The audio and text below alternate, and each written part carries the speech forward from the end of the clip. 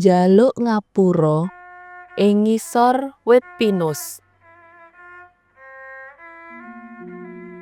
Prastawa iki dumadi ing taun 2007 nalika aku isih mahasiswa.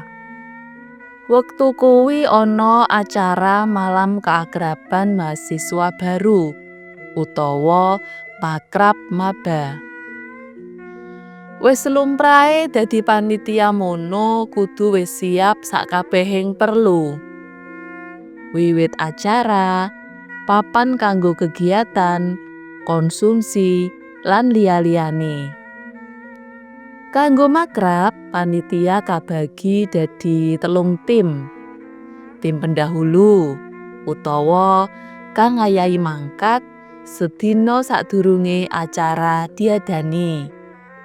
Tim pemberangkatan mangkate barengi mahasiswa anyar. Lan tim sapu bersih mangkate paling pungkasan karo ngecek yen ana keperluan utawa alat sing kurang. Waktu kuwi aku kebagian dadi tim pendahulu.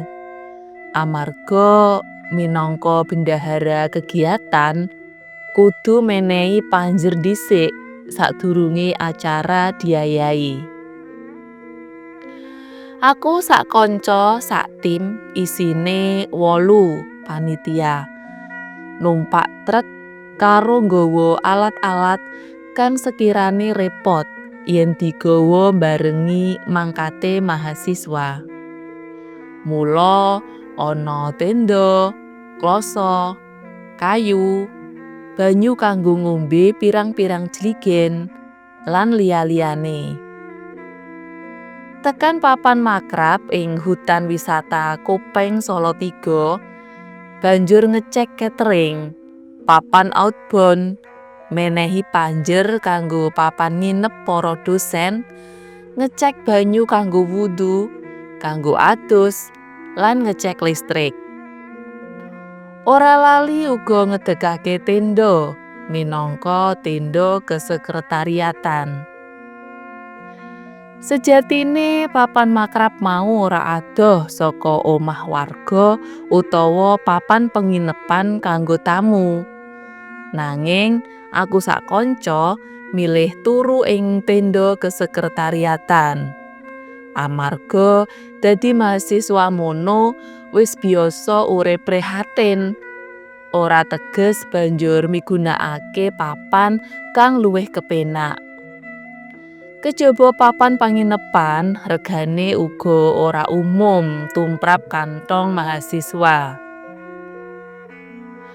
Nalika keprungu adzan maghrib, aku sak kanca ngayahi jejibahan salat maghrib jamaah. Dibacotake maca surat Yasin bebarengan. Dumadakan saka sisih lor tenda keprungu swara gedebuk. Ana sing balang tenda.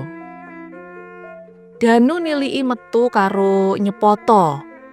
Woh, cah kurang ajar. Usil tenan to ya. Banjur bacotake maca Yasin meneh.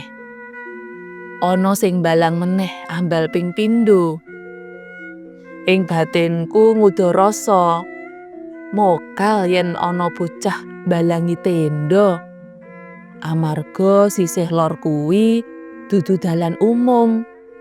Mung dalan cilik tumuju kolah umum kang pancen disediakake kanggo pengunjung. Kamangka peteng pisan.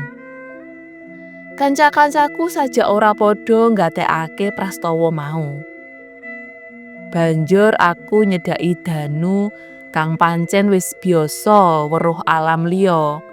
Lan takon, sapa sejatine kang balang tenda mau? Wangsulane Danu ndadekake aku kudu luwih waspada tumrap penghuni papan kene.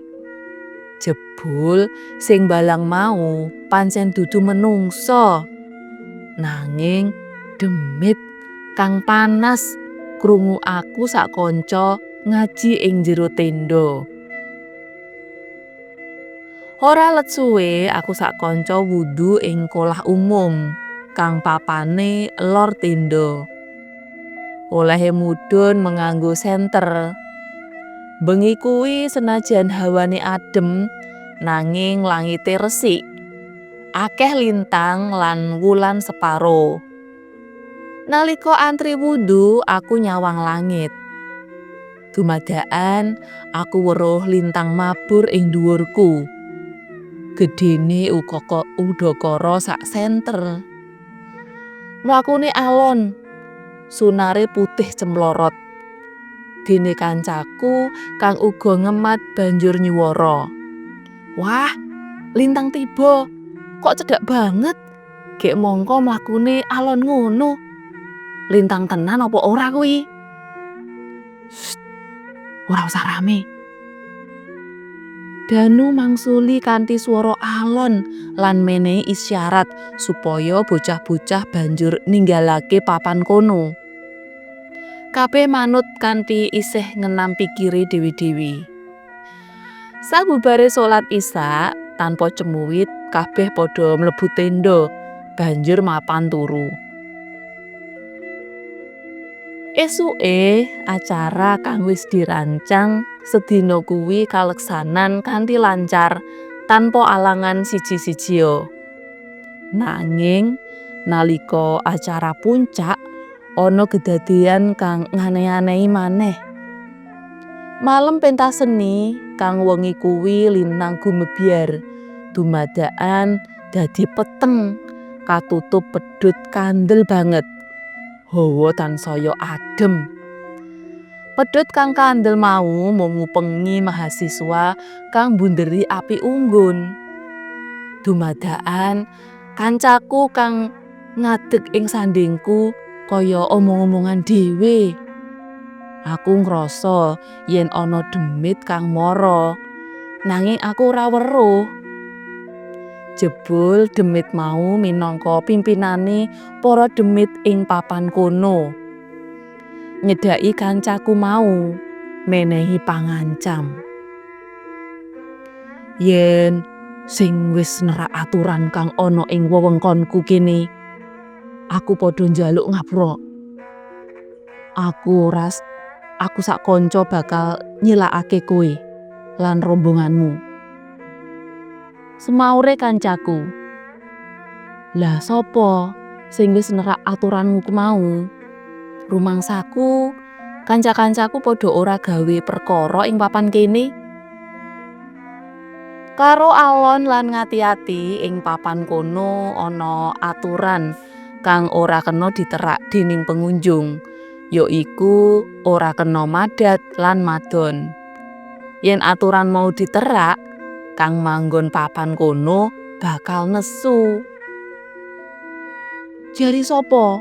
Aja goroh lan belani kanca-kancamu mau. Kae kang dadi tukang jaga rombonganmu. Padha nggawa omben-omben ngono kok. Butuhku kanca-kancamu kang nerak aturan kudu gelem njaluk ngapura saiki uga. Ing ngisor wit pinus sisih kulon kang paling gedhe dhewe. Sumaure demit mau karo nesu banjur ngulungani kancaku.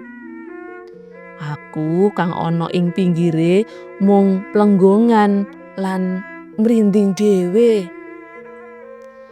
Aku kang sabanjure diceritani obrolane mau goleki panitia kang disebut. Dene ora angel anggone goleki kang ora liya seksi keamanan kang tugase ngawat-awati mahasiswa baru ana ing jaban wates api unggun. Seksi keamanan kang kabehe ana 5 banjur diajak dening kancaku mara ing wit kang mau wis disebutake pimpinan demit. Dwi sajak sabar ngajak bocah 5 kang pancen lagi teler mau. Alon-alon diterangake penjaluke demit mau. Wah, ngopo dadak njaluk ngapura karo demit barang? Wegah aku aneh-aneh wae. Gek kudune demit mau malah ndukung anggon ngombe-ngombe. Ngene iki, iya ora Her? Hihihi. Ujare Tony marang Her karo isih nyekeli botol omben-omben. Wis to, ayo manut wae. Gek ndang tentrem, banjur bisa mbacotake kegiatan. Kandhane Dwi sabar. Bocah 5 dituntun Dwi alon-alon mara ing sakngisore wit pinus kang dituduhake demit mau. Kabeh padha njaluk ngapura lan kandha ora arep mbaleni maneh. Sapungkure njaluk ngapura, dumadakan langit sumilak padhang. Lintang katon abyor, pedhut kang nggaming ilang ngono wae. Acara dibacotake nganti wengi kanthi lancar, tanpa ana alangan maneh.